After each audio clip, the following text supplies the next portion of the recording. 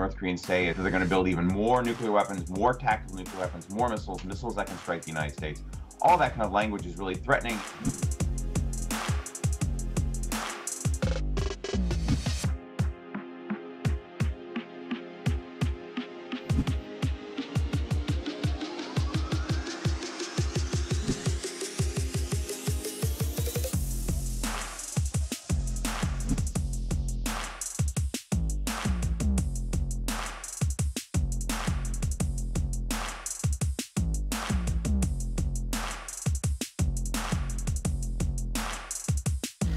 Donald Trump met Kim Jong-un 3 times. The previous South Korean president met him 3 times.